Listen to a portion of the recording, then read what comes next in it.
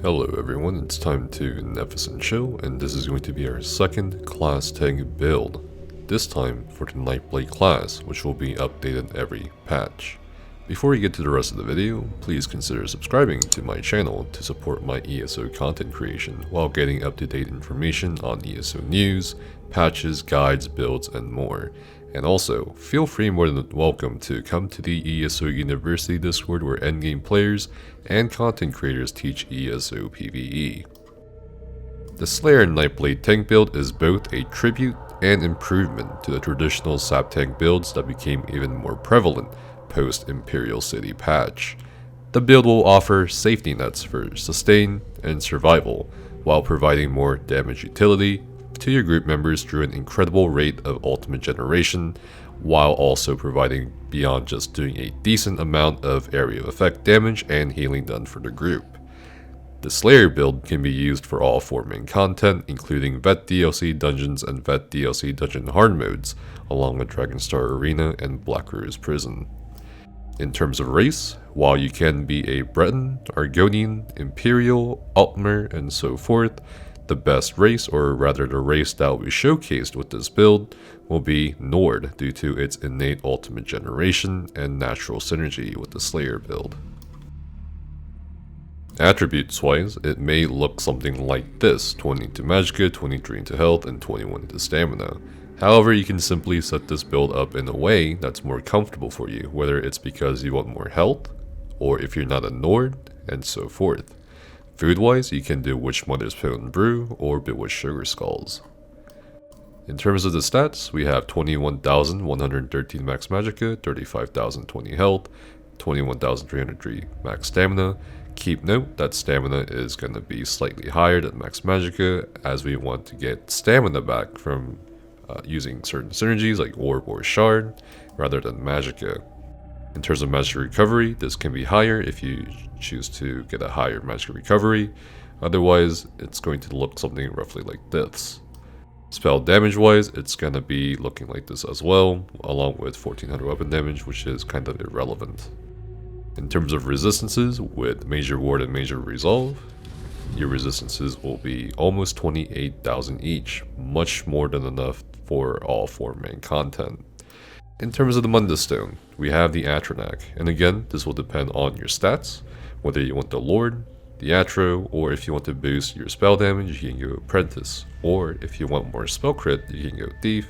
Before we get into the item sets of the Slayer build, let me mention that the 2-piece monster set, 5 Leashing Plate, 5 Baraha's Curse, has historically been one of the most popular Sap tank builds for Nightblades due to how well both sets synergize with one another. If you'd like to use this, it's still a viable option as of Harrowstorm / Greymorn.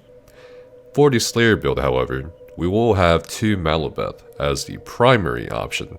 This set is very strong for our Sap tank due to giving free major vitality and a decent amount of healing done over time. The 1-piece set maximum health can be pretty helpful in survivability as well.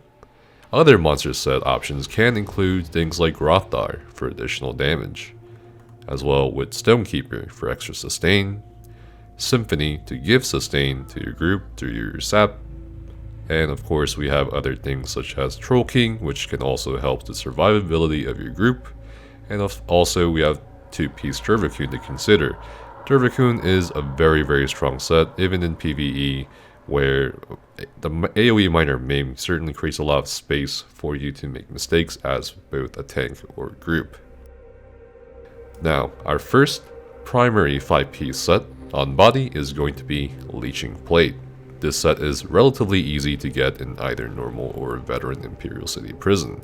The reason why I picked Leashing Plate over Baraha's Curse or Baha Fresh is that the set bonuses offer more health while offering a higher base tooltip for healing done when the damage portion of the set procs.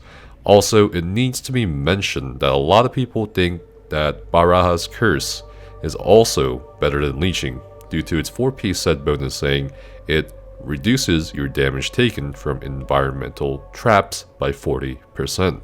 Please note, however, that environmental traps are not referring to dungeon or trial mechanics, nor enemy AoEs, but instead it refers to actual traps One can encounter it in quest or overland areas, such as tripwires, wall darts, fire traps, and other things you can see in the zones of Hugh's Bane, Murkmire, and elsewhere.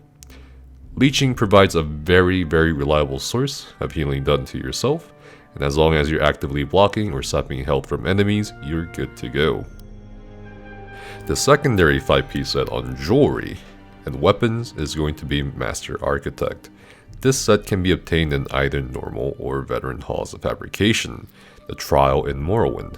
This set will be replacing the traditional Barajas curse setup due to not just the passive damage and stats you get from its 2 to 4 piece bonuses, including Minor Slayer, but whenever you cast an ultimate ability, you and the closest 2 allies within 28 meters of you gain Major Slayer for 10 seconds, increasing your damage done to monsters in PvE by 15%.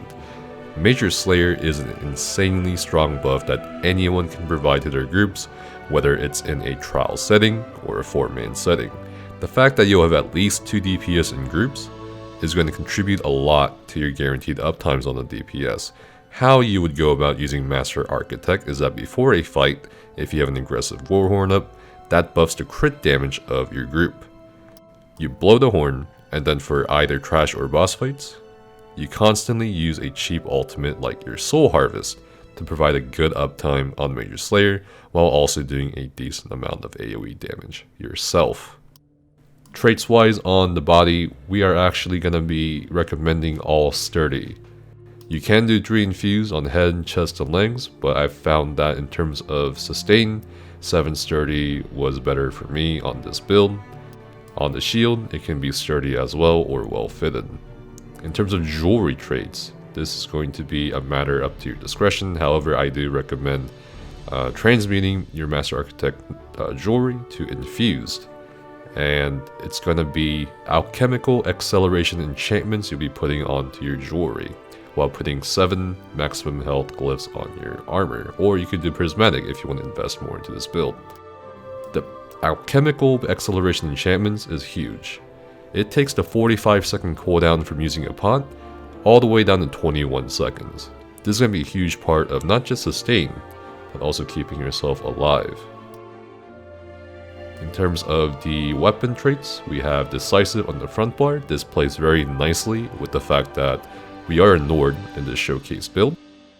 We are also a Nightblade, and we'll be going over the Nightblade skills and passives here in a bit, but a Nightblade can generate an insane amount of ultimate. In addition to being a Nord and Decisive, this build is going to rock your world. Master Architect Lightning Staff is going to be your preferred choice. You can do the Ice Staff, however, off balance has become much more important these days, even for pug groups, as most STAM DPS or Mag DPS these days will probably have the Exploiter perk, provided that they're close to full CP or they are full CP. Otherwise, again, you can do Lightning or Ice, it's up to you. And of course we want Master Architect on both bars, because we always want to provide Major Slayer with both Aggressive Horn and the cheap ultimate Soul Harvest. Skill wise, we're going to be having a lot of issues actually, because it seems there's not enough room a lot of time as a sap tank to do everything you want at the same time. So we'll have to improvise and consider alternative bar setups and so forth. So I'll be going over the skills you can use and you should use, along with the passives that are pretty important to consider with this build. First and foremost, we have Sap Essence. This is the Magicka morph of sapping your enemy's health, dealing X amount of magic damage, while providing healing for yourself and your allies for X amount of heals, plus 20% more of that healing done for each enemy hit. As you can imagine, this skill is incredibly strong in a lot of trash fights, and in a lot of trash fights, where are they? They're in dungeons, and most dungeons are comprised of such trash fights. Even boss fights can have a lot of trash. If an enemy is hit, you also gain Major Brutality and Sorcery, increasing your weapon and spell damage by 20%. And once you hit them, this will go up. And this means you don't have to have a spell power pot or a weapon power pot to boost your innate spell or weapon damage. For the melee taunt, Somebody asked on the Sorcerer Tank build video, why tanks go Pierce Armor and not Ransack? It will depend on whether you already have Minor Protection or not, or if you want to do something else with it. But typically for a Nightblade tank, you will already have Minor Protection, so you're gonna have Pierce Armor, just to guarantee both the Major Fracture and the Major Breach. Dark Cloak, and now this is where we're gonna be talking about alternative sets or skills. Dark Cloak is a very, very strong heal. This portion of the ability scales off your max health. This is not based on how much spell damage you have or how much max magicka you have, like healers typically, but this scales off of how much health you have. So if you want to do more healing with this skill, basically you can up your health a bit, but 35k health is more than enough to get a decent amount of healing done. You also gain Minor Protection, which again, you don't need Ransack to get your Minor Protection. You already have Dark Cloak, and which reduces your damage taken by 8%.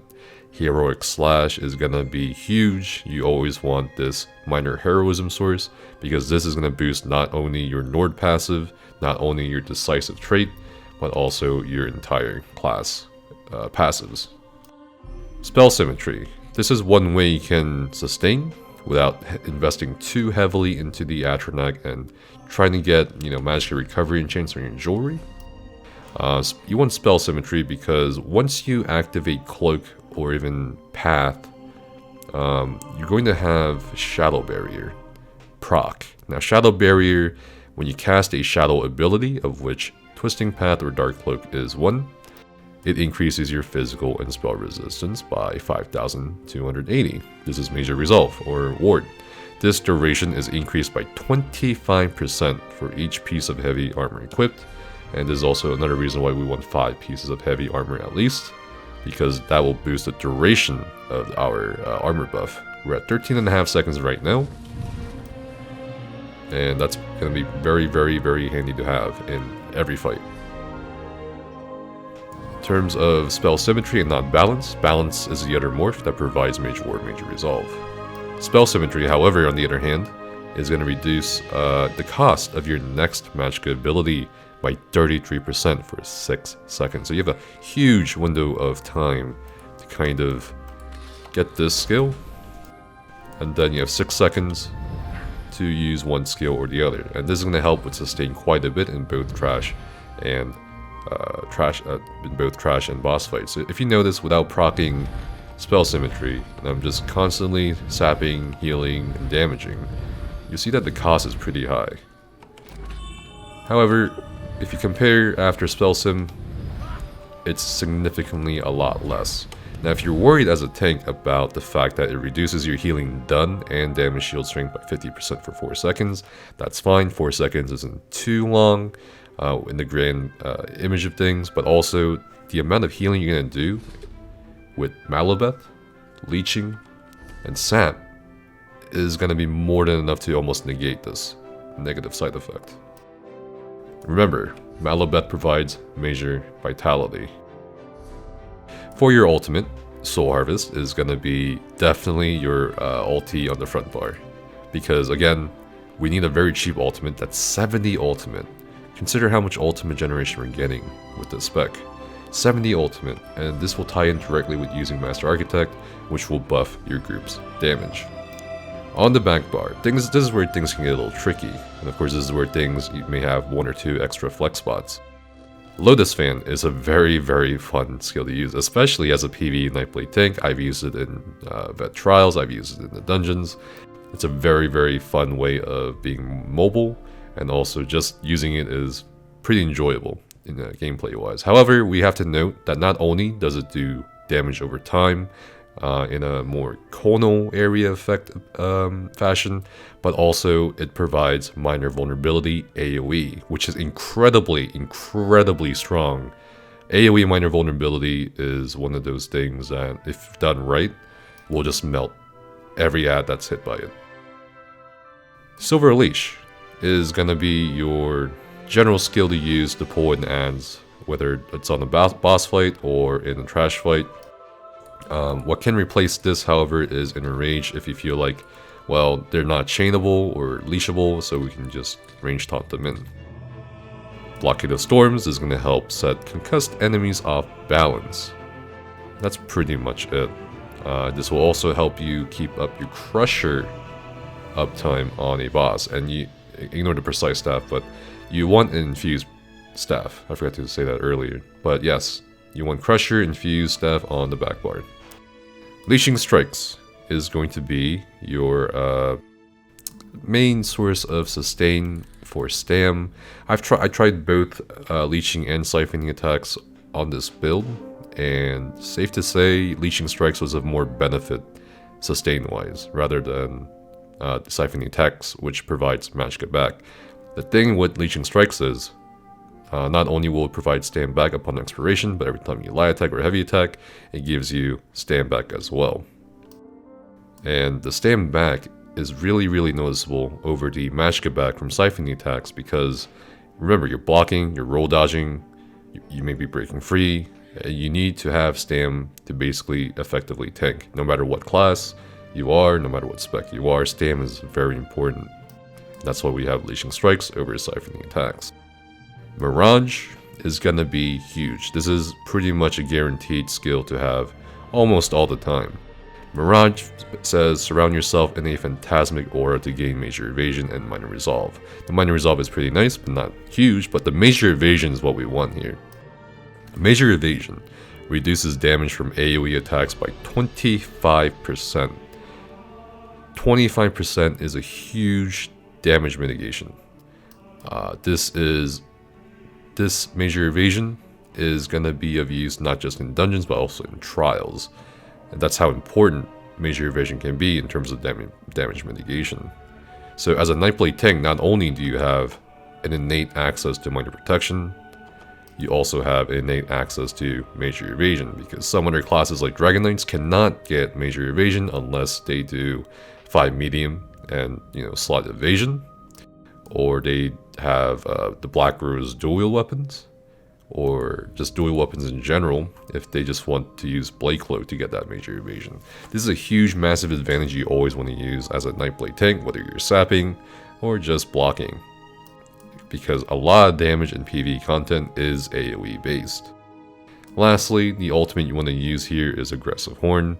As mentioned earlier, not only does it give you and your group max magic and max stamina boost by 10% for 30 seconds, but also for 10 seconds, you also increase the crit damage of the group by 15%. Couple that with the Major Slayer uptime, you're golden. In terms of alternative skills, a lot of things you don't really need for most forming content. The Fear you don't need, the Veiled Strike you don't need, or need a Morph. Shade can be a consideration, but this is kind of moving more into the realm of trial scenarios.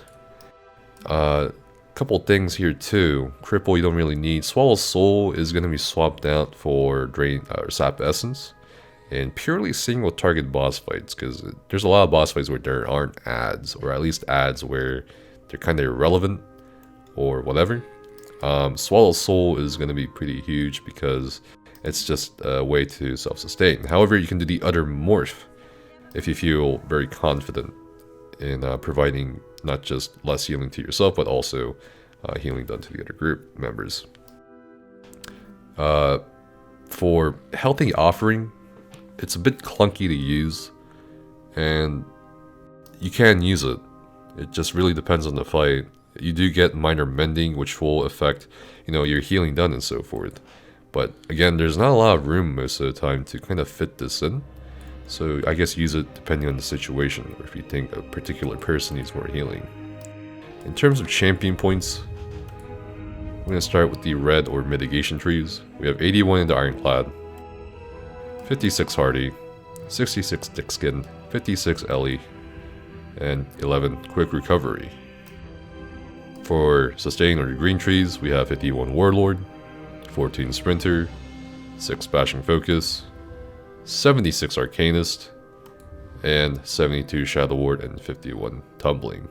You can obviously change these trees up, but the red tree CP I'm giving you guys is it's going to work for pretty much everything, so you don't have to really change it too much. Green is going to again depend on your stats as well. For blue, we have 49 to Blessed, 37 Elfborn, 43 LE Expert, 21 Spell Erosion, and it's going to contribute not just to your overall healing done by being a sap tank, but also your damage. And we have 72 into Thaumaturge and 48 into Precise Strikes. And that's pretty much it, guys. Let me know if you guys have any more questions down in the comments below about the Slayer tank build, and I'll try to answer them when I can. Otherwise, thank you for Nefes and chilling. I'll see you guys next time.